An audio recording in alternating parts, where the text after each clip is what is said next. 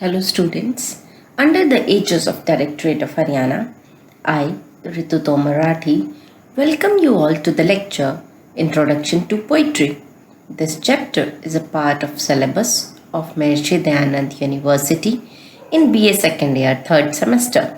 This chapter will focus mainly on the definition of poetry by different writers, forms of poetry, use of poetic devices, and the various poetic themes, etc. Now let us discuss about the origin of poetry. If we look closely, we find that poetry has been as old as life on earth itself. With the start of language on earth, poetry also has existed on the equal platform. So we can say it with much conviction that existence of poetry on earth dates back to the existence of civilization on earth. Now, let us discuss how it has been defined in literature. Poetry is a literary genre. Genre means literary work. It is a literary work which is based on rhyme and interplay of words. Students, here it is an important point that you should know that in poetry, how it is very different from other literary arts because there is rhyme scheme and there is interplay of words where the writer mainly focuses and gives it a different form. Different poets have defined it differently. Aristotle has been a great Greek philosopher and he has been the earliest writers to have defined poetry as imitation of life, though it differs from other arts with respect to music, rhythm, harmony, meter, and melody. In different ages, we find that poetry has progressed differently and the thematic concerns of the poets have been varied. For example, Shakespeare also has defined poetry and he wrote most of his poetic works in poetic form. He wrote dramas also in poetic forms and he has tried to imitate life closely in his dramas. Another important poet is Ben Jonson, who said about poetry, "Poetry speaketh somewhat above immortal mouth." Now you must understand that what Ben Jonson means by calling poetry as above immortal mouth means he considered all the literary arts below the poetic form because poetic form according to him is higher in comparison to other works. Another important point where we must stop and see what kind of poems were written in that age is Wordsworth. We can also say that Wordsworth is an important point or juncture where we should stop and look how he has written his poems differently from other poets. His poems are outstanding among common people because he wrote them in a manner that appealed to the common person or even the layman. Layman means the common man. He has defined poetry as spontaneous overflow of powerful feelings. It takes its origin from emotion, recollected in tranquility. Now, you must also understand that it is not the case that poetry has existed only in England or it has existed only in English language. Other languages are equally rich in poetic forms. In Hindi also, the roots of poetry are very old and poetry has been the oldest form of literature. It has very rich written as well as oral tradition. Now let us themes in poetry are very diverse, just like colors in our life. Trends can be seen undergoing different changes according to the surroundings of that time. Change is the law of the life. This can be easily understood if we look at the choices in life at different stages. Student, you should pay attention that if there is a little child at your home, what she wants when someone comes home, and if there is an adult, what she wants at this stage. Now, is there some difference in their choices? If you think, you will find that the answer is obviously yes. The child wants something to eat like chocolate, and in the present scenario, an adult wants mobile or some other gadget. Poetry of one age has some particular characteristic features which are very unique to that time. I will take you to the chronological order of the poetry. And the important poetry after Chaucer can be found in the age of Shakespeare, which is actually the age of Elizabethan age or 16th century. Theme of humanism and love were very common among the poets of that age. If we move to the 17th century, we find religious and metaphysical topics have been much taken up by the poets. In the age of Pope, which is actually the 17th century and early 18th century, the life in clubhouses and coffee places has been paid much attention by the poets. The Romantic poets brought in nature, supernature, melancholic, Hellenic elements together with the adventurous topics that they took according to their choices. The Victorian era saw a revival of cultural, moral, and social values, along with the conflict of religion and science. Human life, existence, and consciousness become prominent in the poetry of modern age, which is the 19th and early 20th century. In the postmodern age, means the time period which is mainly after 1950, we find poets focused more upon war, its consequences, and sense of chaos and fragmentation. Theme poetry has variously been differentiated from prose. Thereby, it becomes very pertinent to understand what is prose and how it differs from poetry. I have taken up two different examples, one of poetry and one of prose, on a similar topic. In fact, same topic, that is chimney sweepers. Firstly, I am reading the prose excerpt taken from the essay written by Charles Lamb, Chimney Sweepers. The little children who are sometimes sold or kidnapped are made to work as chimney sweepers, and they work in suit. Now I am reading the poem written by William Blake. Pay attention. When my mother died, I was very young, and my father sold me while yet my tongue could scarcely cry, weep, weep, weep. So your chimneys I sweep, and in suit I sleep. Now try to find out. This is a task to all the students to read it 2-3 times, and you will find the difference yourself.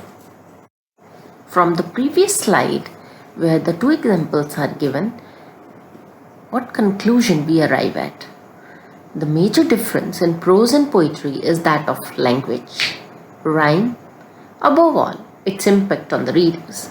This is very important. No doubt, the rhyme scheme has its own impact on the readers, and this differentiates it from poetry. Prose is just like dialogues in a movie, and poetry is similar to the songs in that very movie. So, what appeals you more, the dialogues or the songs? Okay, there is a question. For how many times we listen to the dialogues of a movie? And for how many times do we pay attention to the songs, or we sing the songs and listen to the songs?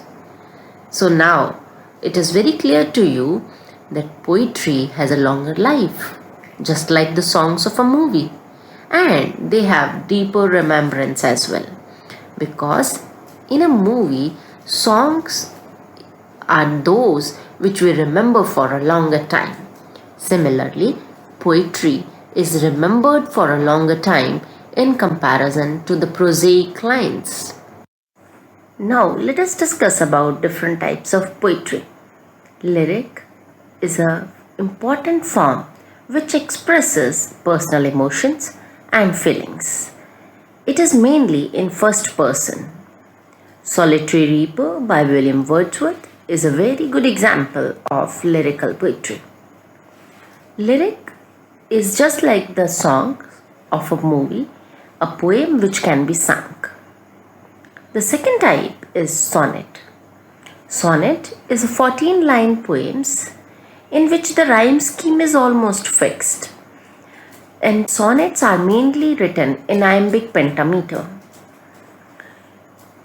Sonnets written by Shakespeare are very famous. He wrote 154 sonnets, and in which he has glorified the beauty of his friend and his wife.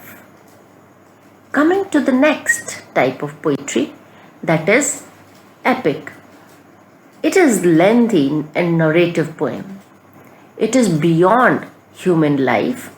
It involves superhuman creatures and extraordinary men and women, like gods or angels or some other superhuman forces. And the style in which it is written is also grand. Ramayana and Mahabharata are examples of epics. The next form of poetry is ballad. Ballad is a poem which also tells us about a story. It is mainly written in 4-line stanzas, but it is not as lengthy as an epic. It is similar to the folk songs in our culture. Next is elegy. Elegy is also a kind of poem which has quite serious reflection or serious subject matter. It mainly is a kind of cry over some loss, and that loss is some kind of separation, mainly the separation caused by the death of someone who is very dear to us. Thomas Gray's Elegy Written in a Country Churchyard is a very good example of elegy. Next type is ode. Ode is also just like lyric. It has lyrical stanzas, but lyric is a smaller one. It is an elaborated poem, and its structure is also just like glorifying some particular event, but not glorifying just like in epics. It talks only about one particular event, or it mainly discusses about the character of an individual. It describes only intellectually, but some emotions are also included in an ode. Now, this is all about the types of poetry. A detailed study of all the forms, all the different types of poetry will be in another chapter.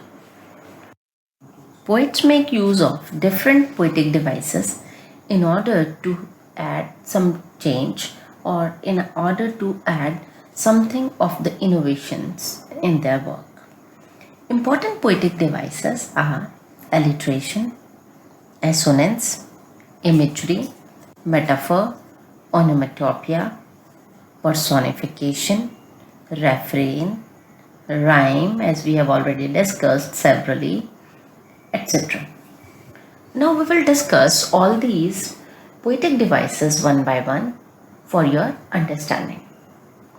Alliteration is very much similar to the alankars in your Hindi poems. It can be described like when a series of words that occur close to each other in a phrase or a line have same first consonant sound. Students, it is very important to understand that it is concerned with the sounds and not with the written alphabet. Sometimes, for example, I say you sun, sea, and shore. Sun is s sound, sea is s sound, but shore, it starts with s alphabet, but the sound that comes from it is shore. So if it is sun and sea, then it is alliteration. But if it is sea shore, it is not alliteration. So alliteration is repetition of particular sound, and that is the first sound is consonant sound. Now if we talk about assonance, this is very much similar to alliteration.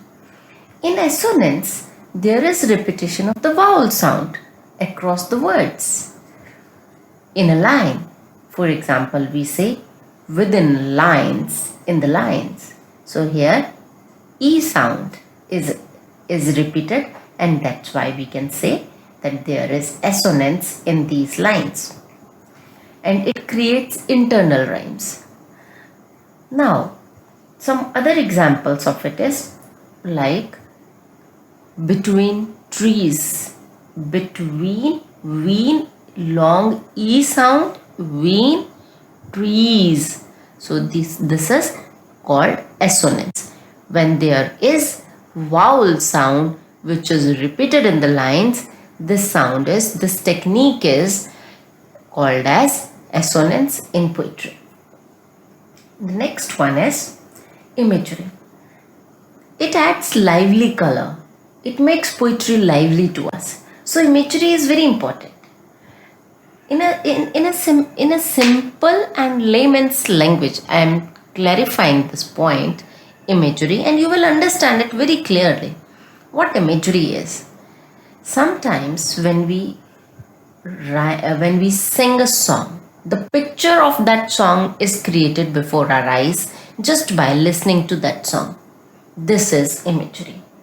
In literary terms, we can say that when the poet makes use of descriptive and vivid language in order to make a picture in the mind of the reader, it is called imagery. So this technique is very, very important, because with the help of this very technique, the poet creates a picture in the mind's reader, and it is because of this imagery that poetry is retained for a longer time in the reader's mind. Coming to the next poetic device, we will discuss different types of imagery. Imagery can be visual, it can be auditory. Means if visual means some sights are visualized, like some objects, or some auditory images. For example, Keats said, heard melodies are sweet, but those unheard are sweeter. Means what kind of auditory imagery Keats has created in the poem. But but when the same poet talks about how fruits they are hanging on the trees, so it's a kind of visual imagery that Keats has created in the poem. Coming to the next poetic device, onomatopoeia. Onomatopoeia refers to the sound that comes from a particular word. This again is an important device in the field of poetry, in the poetic art. Onomatopoeia, like if I say a sound thunder, what kind of things are associated with it? If you say the sound, repeat with me, thunder, or strong feeling is coming, something that makes us fear. Similarly, roaring of the lions. Roaring again creates a kind of impression that comes from the word. So when we speak that word, when the sound of the word creates its impact, this kind of technique is known as onomatopoeia. Another important technique is personification. This you might have seen also, that there are certain objects just like moon and sun. Moon and sun are mainly talked like as if they are person. You will find many poems where many objects are talked. For example, Keats talked to a star as if star is a person. He is speaking, he is asking questions, and then he answers those questions himself.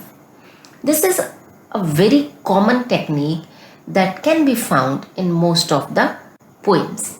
In metaphysical poems also, you will find this technique has been made use of. So personification is a device where those things which are non-human are given human qualities. So those objects which are not lively are given qualities just like humans. Means they speak and they answer. That's why they are asked question. And we use the pronoun he, she for them. The next important technique or the next important poetic device is refrain. This gives lyrical quality to a poem. What is refrain? In poetry, refrain means when some line or phrase is repeated in a particular stanza or in a poem itself at particular points. Means after every fourth line, one line is repeated, or sometimes after two stanzas, one line is repeated. So this is called as refrain. One thing which differentiates between prose and poetry is rhyme. Rhyme means the repetition of syllables. It can be the and rhymes or it can be internal rhymes. So you should understand that there is difference between two types of rhyme. One is rhyme which occurs at the end of the line and then it rhymes with the second line, or the first line rhymes with the third line and the second line rhymes with the fourth line. So the rhyme scheme would be A, B, A, B. But if the first line rhymes with the second line and the third line rhymes with the fourth line, the rhyme scheme would be A, B, B. So rhyme is something that adds lyrical quality to the poem. But there is a question that occurs here, important question which you should pay attention to. The question is, if there is no rhyme scheme in a poem, is it prose or is it poem? So poems can have rhyme scheme, and if they do not have rhyme scheme, it doesn't mean it becomes prose. It remains a poem without rhyme scheme, and this is called as blank verse. Those lines which rhyme, they have verse line. Those poems which do not have rhyme scheme, they are called as blank verse. These are the important poetic techniques or the devices which are important for the literary form to have the poetic quality. So important devices are personification, imagery, rhyme, refrain, assonance, alliteration, etc.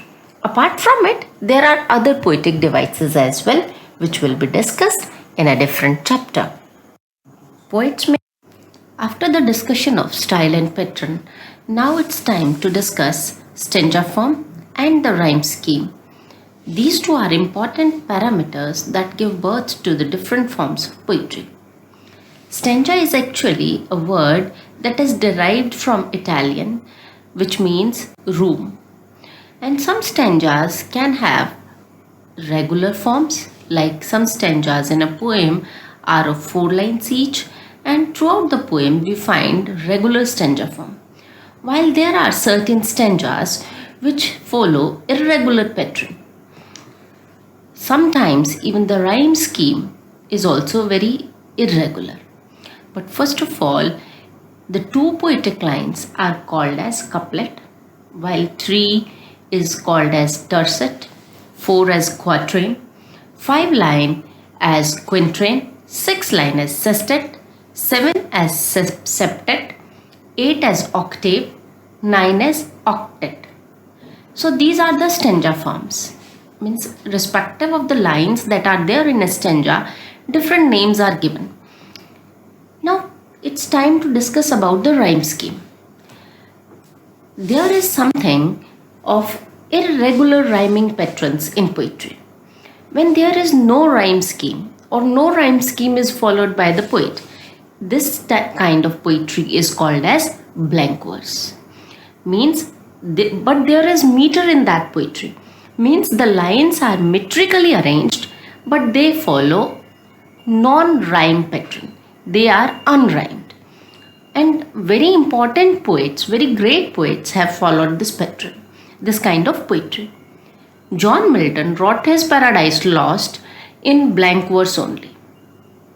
Now, there is one kind of poetry which is neither rhyme scheme nor particular pattern of meter. No pattern of meter and no rhyme scheme. That is called as free verse. So, students, you need to pay attention that blank verse means regular meter but no rhyme scheme, while free verse means no rhyme scheme as well as no particular pattern of meter. So that is called as free verse. I have taken example of one stanza from the poem Ode on a Grecian Urn written by John Keats. This poem gives us the example of what kind of stanza forms and other poetic devices are used. So we will critically analyze this stanza in order to find out the different devices used by the poet. First of all, we see that this stanza has 10 lines, and in this poem there are 5 stanzas of same length of lines. So there is meter, same line length means meter, and the number of same lines in one stanza means regular stanza form is there. Moving to the second one, rhyme scheme. I read the first stanza of the poem for you. Thou still unravished bride of quietness, thou foster child of silence and slow time, silent one historian who canst thus express a flowery tale more sweetly than our rhymes.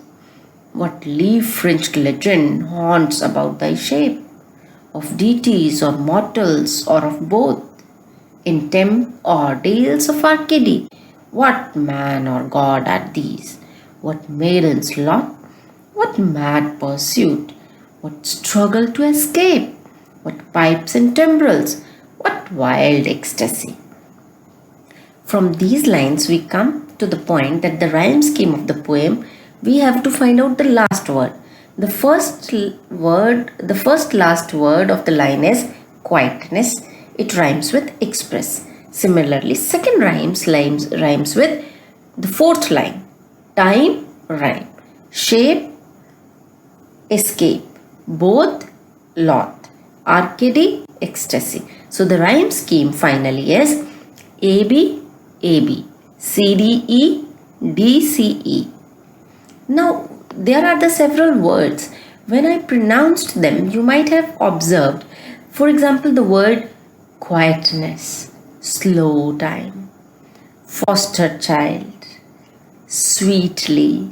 These words themselves tells their meaning. When we pronounce them, the meaning is conveyed to us. Slow, sweet, escape, struggle, pursuit. These are the 3 harsh words.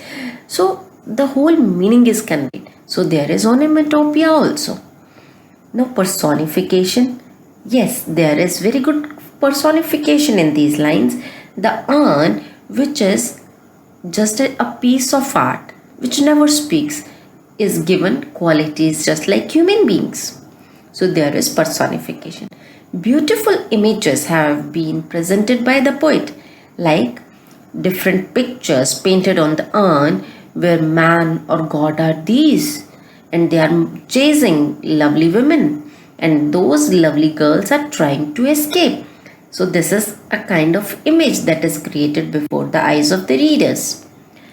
Now, metaphor is there, and there is Hellenic beauty. Hellenic beauty means urn, a beauty created just like the Greeks. So John Keats is known for creation of this kind of Hellenic beauty.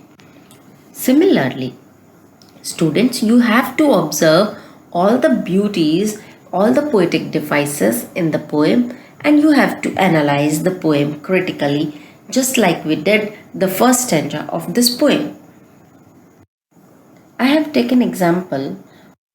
So finally, I will just guide you to read the poems of all types and to find literary devices in them and then to write a critical appreciation of all the poems. Thank you.